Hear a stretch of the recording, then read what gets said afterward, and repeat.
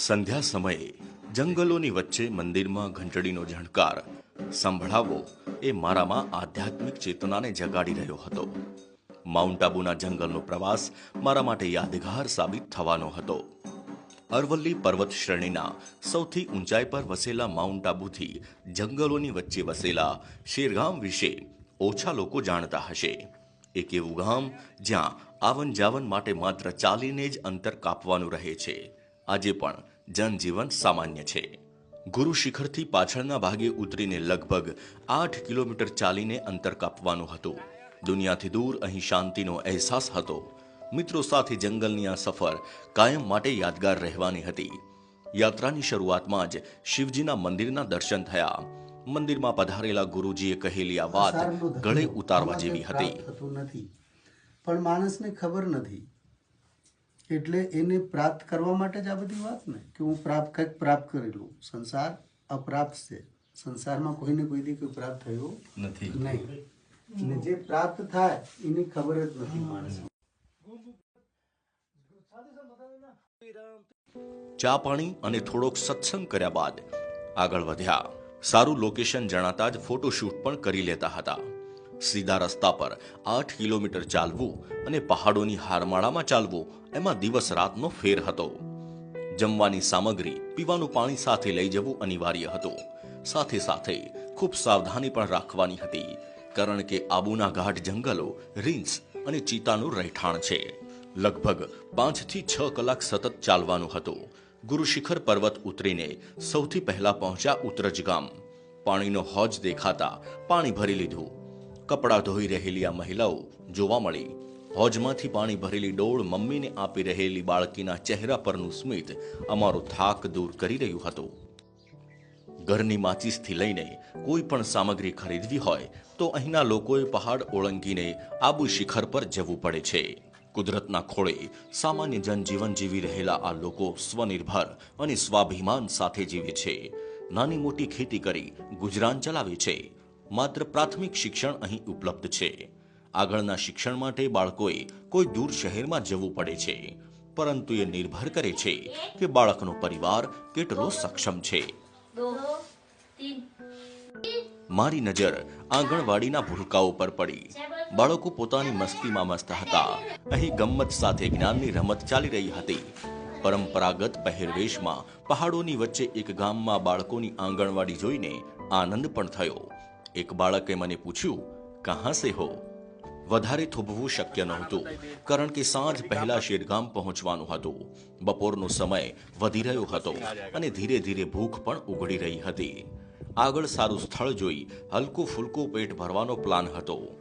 એક પહાડની શિલા અમારા માટે આશરો બની. સીધું સામાન ચૂલે ચડવા લાગ્યો. દેશી ચૂલો બનાવી ગણતરીની મિનિટોમાં રસોઈ પણ તૈયાર થઈ. રસોઈ સ્થળથી 100 મીટરના અંતરે ભગવાન શિવનું વધુ એક મંદિર દેખાયું. સ્થાનિક લોકો કહે છે કે જંગલોમાં અનેક સાધુ મહાત્માઓએ તપશ્ચર્યા કરેલી હોવાથી ઠેર ઠેર મંદિર જોવા મળે છે.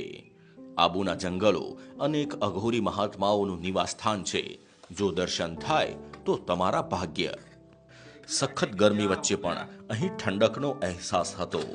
યાત્રા આગળ વધી. વધુ 2 પહાડ અમે ઓળંગી લીધા હતા.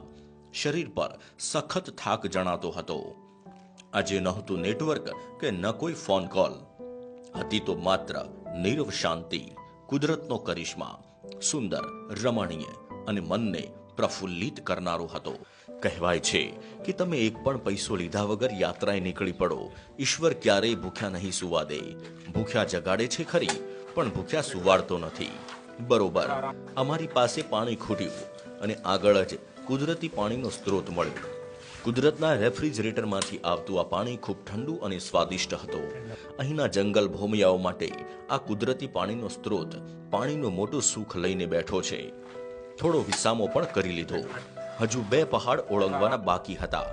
લગભગ ખાસું એવું અંતર કપાઈ ગયું હતું. પ્રકૃતિ અને પોતાની જાત સાથેનો સંવાદ ચાલતો રહ્યો. બહારની દુનિયાથી સાવ અલગ. ન લોકો હતા, ન કોઈ હરીફાઈ, ન ઈર્ષ્યા, ન તો પૈસાની હોડ. હતું તો માત્ર કુદરત સાથેનું કનેક્શન. કહેવાય છે કે 436 વર્ષ પહેલા મહારાણા પ્રતાપ આ જંગલમાં 2 વર્ષ સુધી રોકાયેલા. જે ગુફા આજે પણ જોવા મળે છે. ભૈરવ ગુફાથી જાણીતી આ ગુફા મહારાણા પ્રતાપનો આશરો હતી. મહારાણા પ્રતાપ અને અકબર વચ્ચે ચાલી રહેલા તણાવ વચ્ચે સિરોહીના નરેશ મહારાણા સુરતાણે એમને શેરગામમાં રોકાવા માટે આમંત્રણ આપેલું અને ત્યારબાદ શેરગામના આ જંગલોમાં રાણા પ્રતાપ 2 વર્ષ સુધી રોકાયા. લોકોના કહેવા મુજબ મહારાણા પ્રતાપે અહીં ઘાસ ખાઈને દિવસો પસાર કર્યા હતા. આજે પણ એમના રહેઠાણના પુરાવા અહીં ઉપલબ્ધ છે. બસ શેરગામ હવે આવી જ ગયું હતું. શરીર તો જાણે પરસેવેથી રેબજેબ. દૂર પહાડ પર લીંપણવાળું કોઈનું રહેઠાણ જોઈને હાશકારો અનુભવ્યો. જાનવરોથી ખતરો હોવાથી અહીંના લોકો ખૂબ કાળજી રાખે છે. વર્ષોથી શેરગામમાં જીવન નિર્વાહ કરી રહેલા એક વડીલ સાથે મારી મુલાકાત થઈ. जाते हैं कोई नहीं महीने में एक बार जाना होता होगा। महीने में तो 2 बार जाना पड़ता है, एक हफ्ते जाना पड़ता है। ओहो हो क्या सामान कैसे सामान सब खाना पीना के सब। अभी तो वो थोड़ी अरे अपने गांव में सखी भी आई है, हाँ लाई है 10-15 साल हुई। कहाँ तो ये खूब पकता तो थे कोई नहीं, कोई सरकार हमारे अटे कोई सुविधा नहीं आज। न लाइट है न कुछ। नहीं लाइट है, नहीं रोड है, कुछ नहीं है। कोई मर जावे तो कोई अटे कोई हॉस्पिटल के कोई भी नहीं है। और कितने 1-1.5 किलोमीटर दूर से तो पानी लाना पड़ता है ओहो पीने के लिए। और आपके जैसे कितने फैमिली परिवार यहाँ पे रहते अटे तो रहते हैं 20-25 घर है। हैं 20-25 घर है। हाँ छोटे छोटे टुकड़ियों में एक गोड़े छोटे छोटे 3 जैसे अवधि रहते हैं। अच्छा हाँ। और फिर अब तुम्हारे जब बच्चे भी बड़े होते होंगे तो पढ़ाई करने में भी दिक्कत कोई होती नहीं कोई दिक्कत है, कोई ठीक है अपने अटे नीचे कोई हक वाला अटे के कोई थोड़ा थोड़ा वो बनाता है। फुल फुल भरे थोड़ी बनाए भरे है कि सोरा नहीं बनेगा। ऐसी बात है। आपकी क्या मांग है सरकार से, मतलब क्या किया जाए हम मतलब तो मांग है कि हमारे एक तो रोड, हम्म, एक लाइट, हम्म, ये मेरे 2 सीट में पानी, हम्म, ये 3 सीट मेरे पानी साजी। हाँ यहाँ तो जंगली जानवर भी आते होंगे, खूब आते हैं जंगली जानवर, भालू है, री अपने सीता है, बीज है। नुकसान करते हैं। नुकसान करता है। अभी वो सुअर नहीं बोलता सुअर, हाँ सुअर वो अभी गू पका है तो वो गू खाता है। वो पहला मक्की बोता है तो वो मक्की तो अभी बंद कर दिया क्योंकि मक्की तो गेहूँ वो खा जाते हैं। गू भी खा जाते हैं। गाय भैंस को नुकसान करते हैं ये चीजें आते हैं सीता करता है, गाय नुकसान बहुत करते हैं। तो अटे तो पूरे जंगल ही है भाई साहब। देखो आप आइए तो कैसे हाँ, पूरा जंगल जंगल है। कभी तो ऐसा भी होता होगा ना यहाँ तक भी भालू आ जाते होंगे। शाम को तो रात को तो यहाँ आए थे, रात को यहाँ बैठे थे, ये खड़े थे। हैं हाँ तो वो नीचे लैट्रिन किया बचा, वो नीचे जाके ये खड़े रहते हैं। तो आप तो फिर घर में ही सोते होंगे ना। तो घर में सोने पड़ते हैं बस। आप तो बहुत हिम्मतवान है वैसे। क्या करेंगे ऐसा। ये सिरगांव का इतिहास क्या है, मतलब आप कुछ बता सकते हैं क्या है कैसे, कोई इतना मालूम नहीं, कोई मोए अबे अनपढ़ है, कोई इसमें ओपन कोई मतलब जैसे अपने परदादा से कोई जानकारी मिली हो कैसे। वो पर राजा जानकारी मिली है कि मतलब वो आगे से आगे कोई अपने तो अपने महाराणा प्रताप मंदिर जिनके से हाँ, जो गुफा आई थी बीच में वो। हाँ वो तो बाद में वो नीचे जुग्गे सिंह मंदिर है। हाँ मेन तो महाराणा प्रताप तो वहीं बैठना है। अच्छा वो आप नहीं देखा, कल जाना देखना। वो नीचे है मंदिर। हाँ मंदिर नीचे है। कितना दूर है।